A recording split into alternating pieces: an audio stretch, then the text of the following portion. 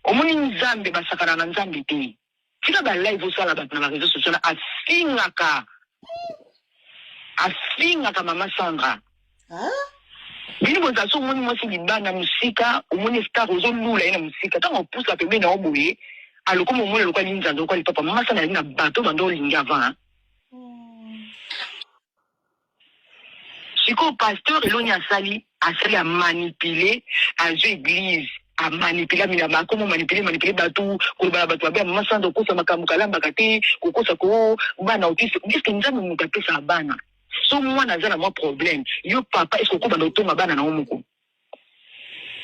bana yo mo foke lo bakita bana ke ko botela bana yo mo ko tonga bango so za papa malamu za musala nzabe soi disant kasi masumu na yeti oyo aza kosala tolobi teke bana bongo baza masuku tolobi teke bautiste baza masuku me makambo bana omadi kina la champion Fatou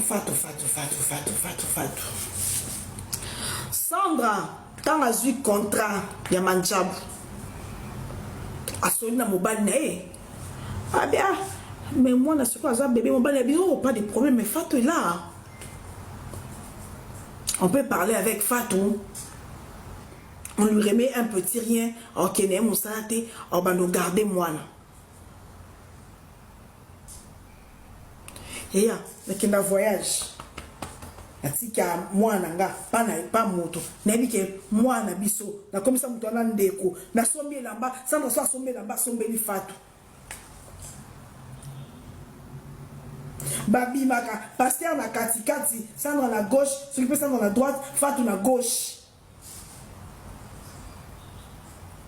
Oyebi ka tobi ma famille nzokande bobi ma bambanda mibale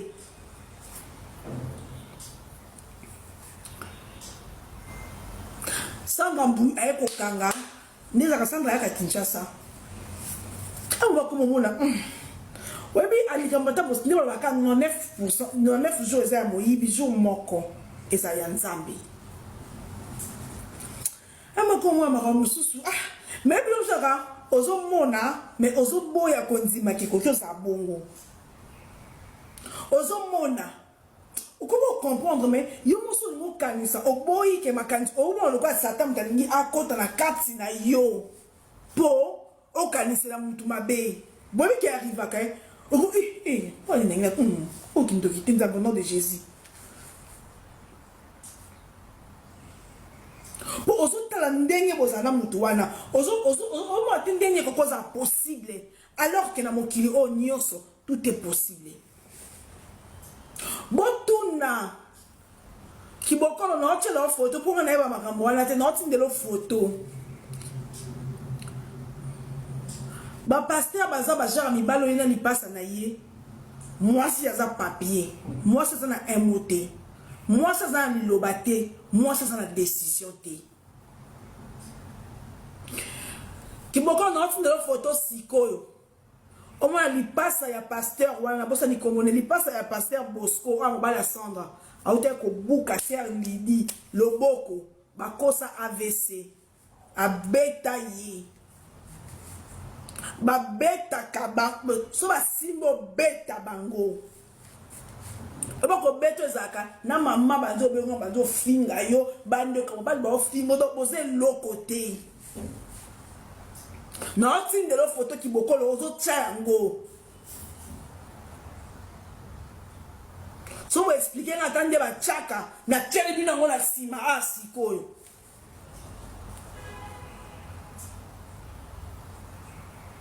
ce qui bon la qui s'engage ne ba chaka ka sikoyo ou ozo pa ki bokolo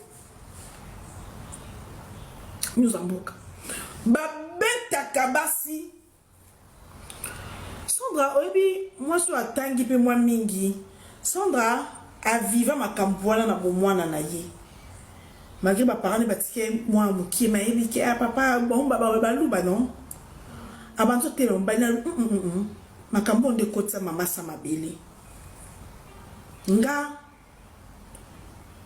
esa mate ce qui c'est quoi télémeni mobile o li passe pasteur aya fingi li passe penza ya ka ocha moi ça me connaît musapi bo pour pasteur père mobile père ensemble il pas que na ocha moi si pas li passe na longi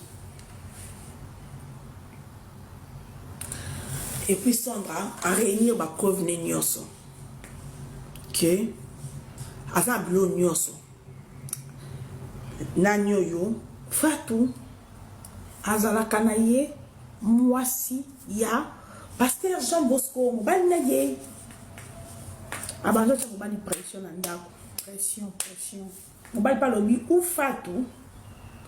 Abisi Sandra pesi mobali condition. Abe bon respect nanga. Nande nazoza na Fatou kenda so église te. Maman Sandra kenda so église te. Akenda so église te. Bat pas comme on remarqué. Mobali avec Lubumbashi. Na muninga na ye Jean Bosco. Na muninga na ye Paul Mukenzi. Bake na basi. Nazana ba facture hotel. Na ba preuve. Ba blog sur eleka na carte bancaire non. Et puis vous avez moi na mobile. Vous savez la peut-être email moko. Sandra Mutaboyi mobile. Parce que Sandra FC mobile pour un respect nanga. Naliso komo na Fatou pembe nga na zati. Ou Fatou unga. Mobile pa lobi. Fatou aza mwana ye. Fatou aza mwana na ye. Aotika Fatou te. Sandra biso Fatou. Attends na église. Sauf Fatou ya église nga no ya souste. Mobile lobi Fatou ya.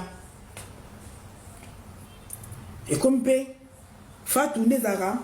Aye ba moni Sandra doit qui peut longi mon pandi. Sandra yo comprendre ah pour Sandra soleil na face.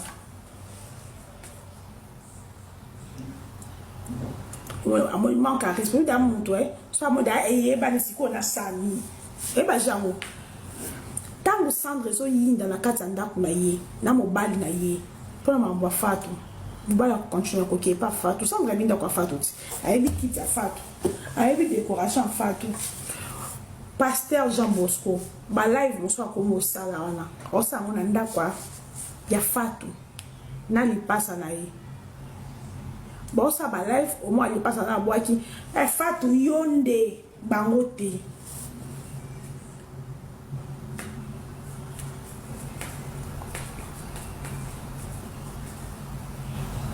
Fatou yonde. Eina nakata ndako. Pour na film quelconque. Na vandi za moni mobile na kata live. Na ndako afi yango. Na famille na ye. Ba kumisa fi yango.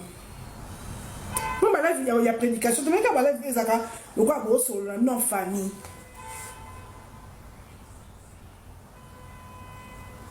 La Fatou yonde. Ya biso akala. Manque à respect les kaki. Manque à respect. Non, il a bien photo à Fatou. Notre numéro qui beaucoup dans ma page. Manque à respect on a les kaki. Stress. Kobeta. Nazem. Webi ke nazem na mi balé. Stress et les kaki. Kobeta. Il paraît. Moi, na botamina un petit problème.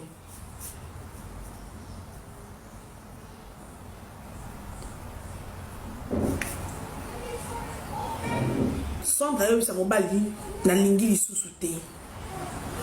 Mobali na bande kone batala Sandra boy na miss c'est to détruire l'image na yo. Soko meki to ko détruire image na yo.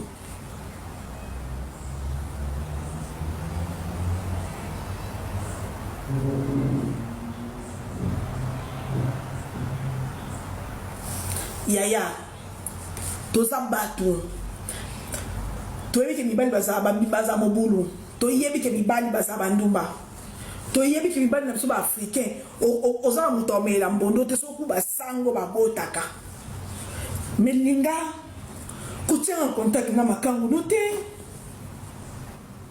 yati tolata melamba kina lati lamba e kokinga te nazuna pesi nazu mwana nga bébé oye boloba te oye eza incapable de se défendre natikeli yo ye ndeko nebi ke mobali akende mosala so azongi akoleka kozwa bana nzoka ndaleka naye basali Pasteur Jean Bosco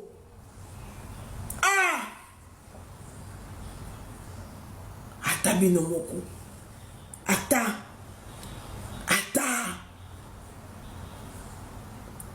naloba mpe lobeli eyi te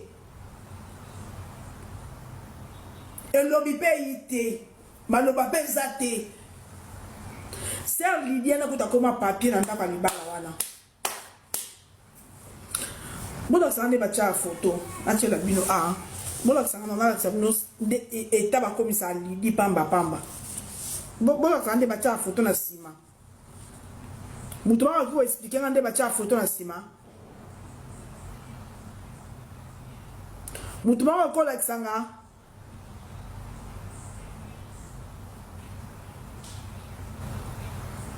Linda la nouvelle riche ozawa namba telefone ya nani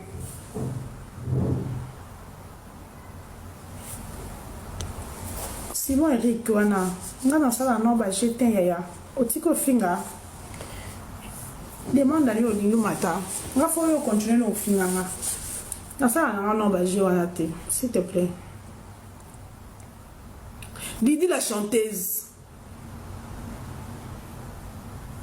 Merci pour la cadeau. Merci pour la moutachenga cadeau.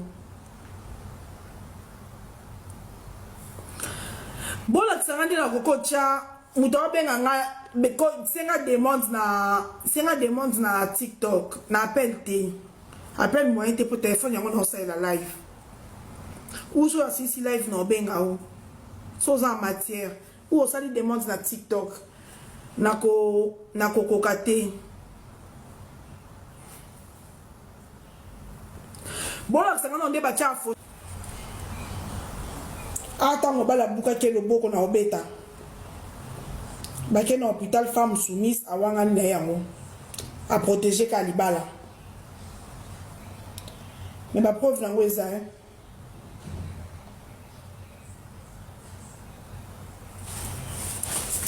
ma preuve nango eza ma conversation nango naza nango fete longo etenga ndem na longwaki bandeko Sandra la zeni mobali so anzo tuta ye mama zo finga kotoyo bandeko koto bazo finga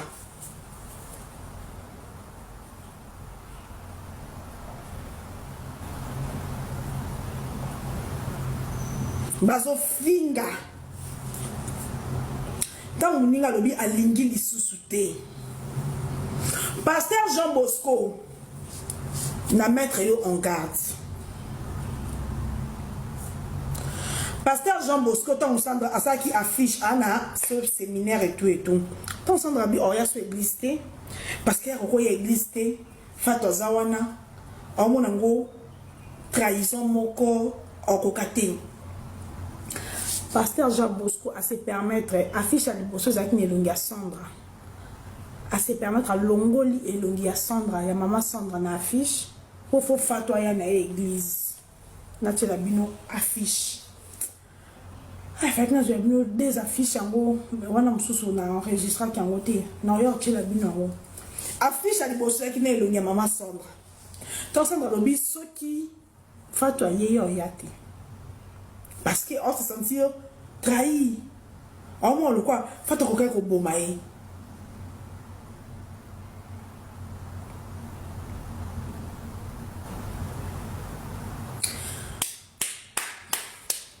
Pasteur, à l'ongolé, l'ongia, moi si na ye. Mais ceux qui si réellement si, au linga qui fatou. Pourquoi? Dans un cas, l'engi, moi ça m'a kang.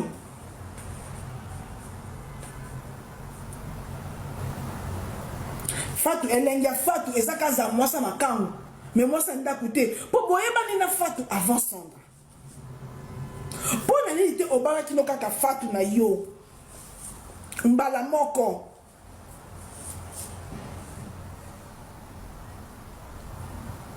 ou ya bala Sandra vierge pour nani ite obala kina yo kaka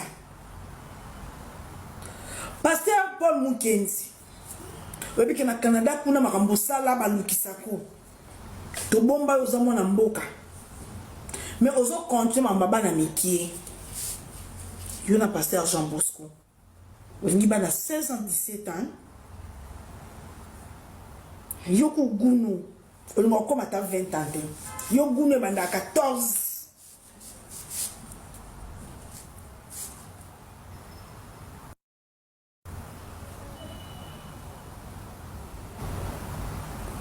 Pasteur Jean Bosco nazoya bateti sikozaka we yo no yuza mutu moko yuza kalkwanga okima justice na Canada mana kima justice na Kinshasa to se retrouver bambeya mbeya bayaka tina Congo koluko mboke protéger donc on a eu batté ton cas presque similaire ton cas et ça le quoi ils ont na koko kana mais na koko kana na vominga que yo enregistré ça na so samba so tomboka nandako pasteur comment qu'on enregistré Sandra tant on semble oublier Pasteur, il n'a qu'à détruire yo. N'a qu'à bénir son dumba. Non, pasteur. Non. Non. Pasteur Jean Bosco, non. Pas jusque-là. C'est Sandra Lobi. Bon, le quoi? Na moni Fatou aza plus importante kenga ou Fatou l'église wana punga séminaire donc bino yate tant que ça Fatou so continuer l'église wana eza humiliation pasteur alongoli elongi ya ya mama ya mwasi na ena affiche o fu Fatou ayo sambela bolinga vanda libala bongo kosani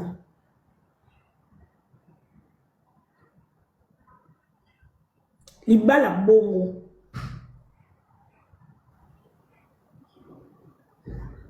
faut kufa toni pour mibali ba trompaka mais vraiment bali odinga te moi signé tla moi signé théorie ba théorie ka ti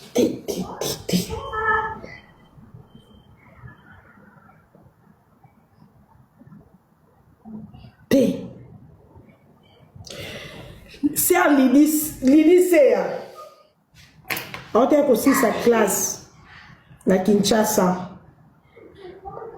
C'est à l'idée où moi ça n'y passe. Moi famille, il y a pasteur, bah qui n'est qu'au fêter. Déjà moi ça ne pas si classe na Kinshasa, tu veux qu'on fêter dans famille, bah fêter wa. Nanda kwa Fatou. To bakanda mais nda kwa Fatou na pasteur. Maman, il y a un pasteur.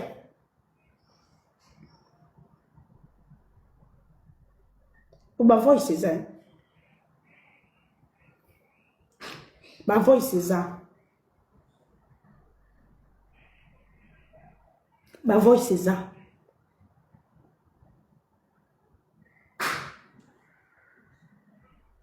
Mitaka pesa. Biloko bremeza. Na pas na biloko.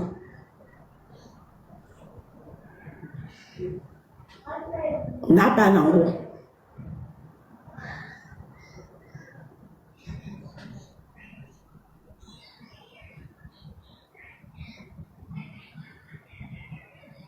C'est à lui dire, à Célici classe. Maman, bande quoi, mon bande qui ko fêté pas Fatou. Bon, ça direct. Fatou yonde, ya biso moko ya kala. Pasteur, oza mutu, okoko isama. Oza mutu, okoza na basi libanda. Ya mabe kaka. Okotia mutaza la proche ya mwasi na yo. Mutu oboti ke la bana. Mwana za vie ya mutu. Mwana za vie ya mutu. Lelo mwana za na problème. Famille na yo. Ezo mata. Ezo traité mwana na yo.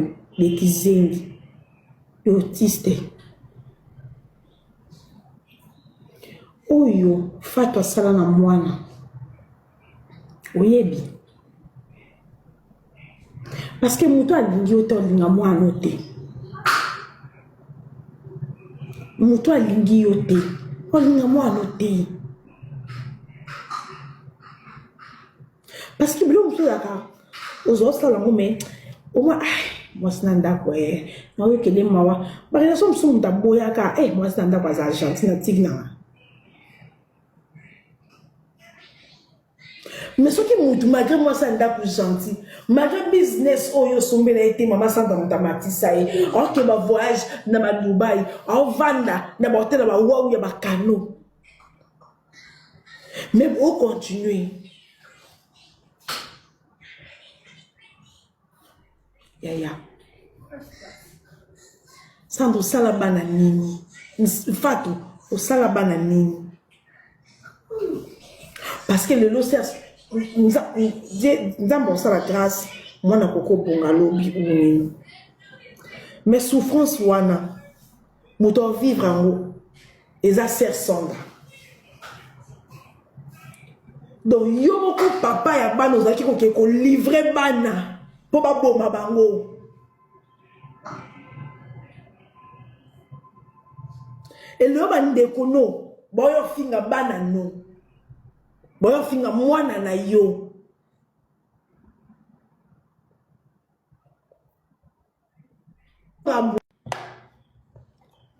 Sans gambouille.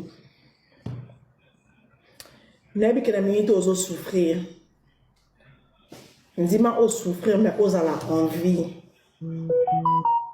Parce que osa qui mouton kufa. Osa mouton kufa. Bandeko pour votre information, Fatou Traoré abandana pasteur Jean Bosco qui m'a quand le pasteur Jean Bosco a kokuta Fatou Traoré na Belgique. Fatou Traoré azaka ndumba Traoré azaka ndumba azaka na vitrine bato boza na Belgique webi vitrine. Fatou Traoré aza nièce ya maman Shaggy Charoufa. Fatou Traoré aza nièce propre ya maman Shaggy Charoufa. Maman Shaggy Charoufa mutabengisa na poto. Au moniteur maman Shaggy Charoufa azotiela bato makila na biloko. Basala ango yé. Fatou Traoré cousine mususu ya ba Fatou Traoré abela liboma kombo na Shela. Ba page so boza abo sunganga.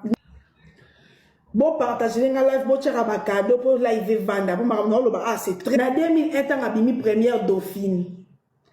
Nde Shaggy Charoufa boyebi kazaki mama ya bato ba mataka talon. Na 2001 tant maman Shaggy Charoufa bon aza une partie moussoaïli, une partie sénégalaise. Fatou Aridja Traoré. Bon, Fatou Aridja Traoré. Comment les gens Traoré na souka? Aza 50% moussoaïli, 50% sénégalaise. Bonjour ma soeur, bonjour mon frère, c'est le pasteur Daniel Waxon de l'église La Trinité du Dieu Très Haut. Je suis ici pour vous présenter une très bonne nouvelle. On va se retrouver le 12 et le 19 décembre 2025 pour des prières en ligne. On sera sur l'écran. Je vais vous envoyer le lien. Si vous me contactez, je vais vous envoyer le lien que vous allez cliquer pour rentrer dans l'écran, pour être sur l'écran, et nous allons nous retrouver ensemble. L'homme de Dieu, il va vous voir et il va prier pour vous. Il y aura des orientations prophétiques, des prières de guérison et délivrance. Si vous avez des problèmes spirituels, Jésus-Christ, par sa puissance, il va vous délivrer à travers les paroles que l'homme de Dieu va prononcer. Ok, veuillez me contacter seulement pour vous envoyer le lien. Souvenez-vous, c'est le 12 et le 19 décembre. À quelle heure? 22h heure d'Afrique du Sud, 21h heure de France, 13h heure de l'Amérique, Arizona, et 20h heure de Ghana. Maintenant, 1h du matin. On dit présent, que ça puisse sortir. Sors! Au nom de Jésus-Christ. Commence à vomir. Vomis, vomis tout ce qui est contraire à la volonté de Dieu. Tout ce que tu as déposé dans ce corps, commence à vomir, que ça puisse sortir par les oreilles, que ça puisse sortir par la bouche, que ça puisse sortir par les oreilles, que ça puisse sortir par les yeux, que ça puisse sortir par la bouche, que ça puisse sortir par les urines, que ça puisse sortir par les caca. Au nom de Jésus, par la puissance du Saint-Esprit, par cette voix devient la voix de Dieu, cette voix devient la voix de Dieu. Souvenez-vous aussi, c'est la même heure pour le 31 décembre. Même heure pour le 31 décembre. Donc ici, nous avons le 12 décembre, c'est un vendredi. Le 19 décembre, c'est un vendredi. Et le 31 décembre, ok, c'est un mercredi. Par la grâce du Seigneur, on va se retrouver à 22h. Toi qui es en Afrique du Sud, toi qui es en France, c'est à 21h. Toi qui es en Amérique, heure de Arizona, c'est à 13h. Toi qui es en Inde, c'est à 1h du matin. Toi qui es au Ghana, c'est à 20h du matin. Soyons ensemble pour prier. Jésus-Christ de Nazareth, il t'aime. C'est le pasteur Daniel Waxon. Shalom, shalom, shalom, shalom. Thank you. Nella NG officiel. Nella NG. Écoute, like et abonne-toi à Nella NG officiel sur YouTube. Nella NG officiel. Pour l'actualité musicale congolaise, art et divertissement, écoute la voix d'or. Nella NG te dit toute la vérité.